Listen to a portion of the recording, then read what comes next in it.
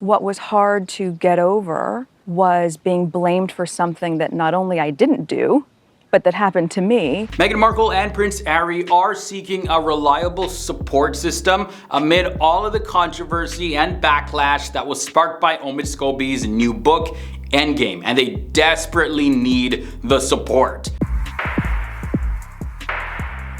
When you're a royal correspondent, you have to play a certain game. The release of Omid Scobie's new book is actually described as a deep examination of the British monarchy's current state, and it has been stirring up a whole lot of chatter. A lot of people are complaining about the book. They're bashing Omid Scobie, they're bashing Harry and Meghan, and the situation actually escalated when the Dutch version of the book identified two members of the royal family accused of making a racist comment about Prince Archie, and that of course led to widespread backlash all across the planet. I feel like I'm okay with the fact that I'll burn my bridges.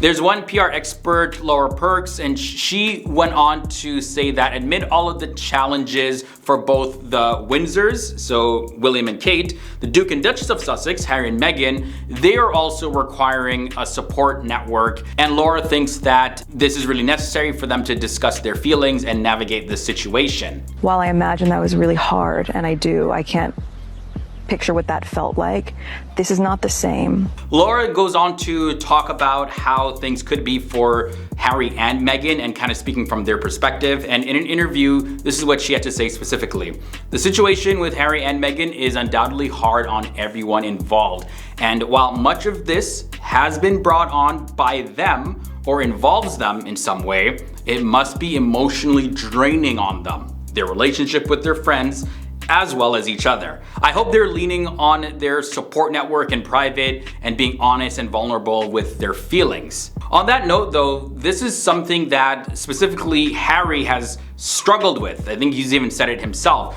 being open and honest about his feelings. It's not something that comes natural to him. So she's saying, well, hopefully they have people that they can actually do that with, because regardless, this is a pretty bad situation to be in. And the Duke and Duchess of Sussex, like all humans, definitely need that support, especially in a situation like this. From there, she went on to add these comments. It can't be easy living your life under the watchful eye of the public and the media. So turning to their celebrity friends who can, to some extent, relate to their situation, will provide the salvation they need. It may be difficult for Harry to open up and feel secure in his vulnerability, as he's been brought up in a family that never complains, never explains. And yeah, that's pretty much like the same thing that I was saying. It's tough for Harry. Meghan's a little bit different, but when it comes to Harry being raised in the royal family, you don't really talk about that stuff publicly. And also, we've seen reports that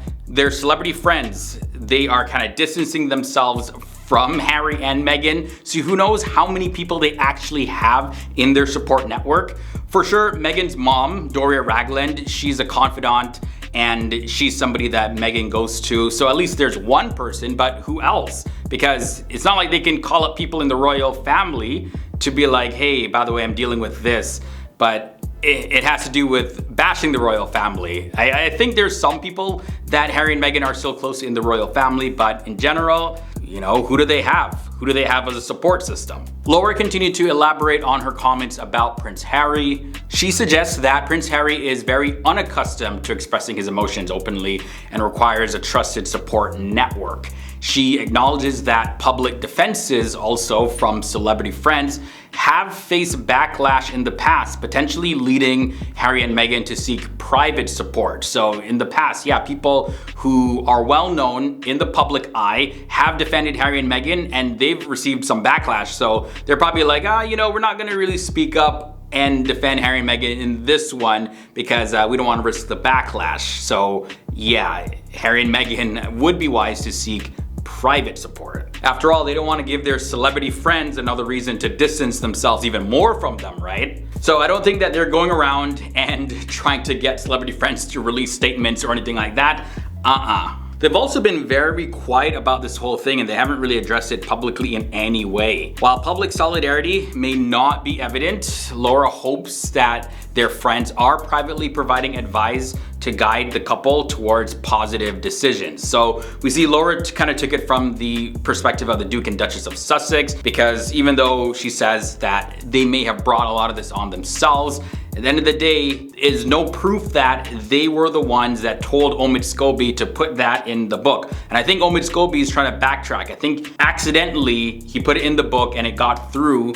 Whoever was editing the book may have accidentally kept it in there and it was published, and a lot of the backlash is falling on Harry and Meghan. I don't think that it was their fault in this sense. I think it was more Omid Scobie's fault. But I want to know, what do you guys think about this? Omid Scobie, Harry and Meghan, do you think that they both equally deserve the public backlash that they've been getting? Or do you think that, like myself, it falls on Omid Scobie, at least in this case? I'm curious to know your thoughts about it. Join in on the conversation down below. And thanks for hanging out with me here on FTD News. I'll catch you beautiful people in the next one. Boom.